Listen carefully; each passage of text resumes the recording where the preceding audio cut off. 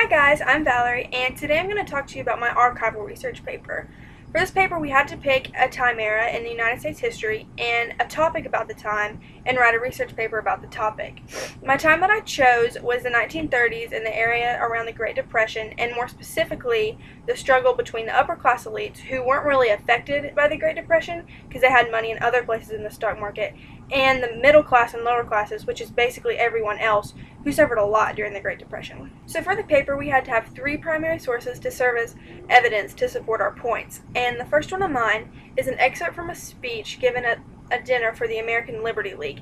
And this league was created by pretty much just elites who didn't agree with Roosevelt's New Deal because a lot of the New Deal revisions called for taxes on them and they didn't appreciate that. So the excerpt of the speech says, "At the time that the platform, which is the New Deal, went through the air and over the wire, the people of the United States were in the lowest possible depths of despair, and the Democratic platform looked to them like a star of hope. It looked like the rising sun in the east to the mariner on the bridge of a ship after a terrible night. But what happened to it?" So he's basically saying that the New Deal was accepted because it was the first idea of a solution given to the people, and they were so desperate for a solution that they jumped on it, even though it might not have been the best idea.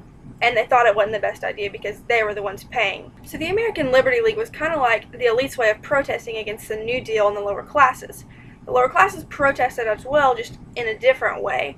One particular incident, which is where I get my second primary source from, was outside of the Republic Steel Mill in 1937. It was in Chicago. And what happened was the workers weren't getting paid, so they went on strike, and the Chicago police came, and a physical altercation broke out. Over 60 workers were hurt, and I think about 10 were killed. So it's considered one of the most violent altercations in labor union history.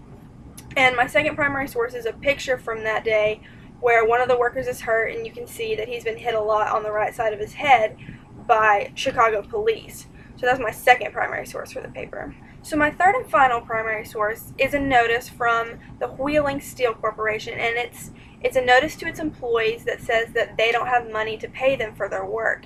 So it's just further evidence that supports my point of the struggle in the middle and lower classes, that even people with jobs weren't necessarily getting paid.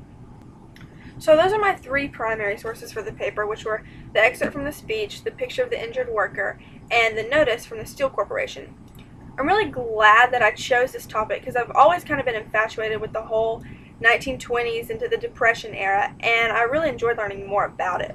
But anyways, I'll put the picture of the worker and the notice at the end of this video so y'all can see it, and thanks for watching.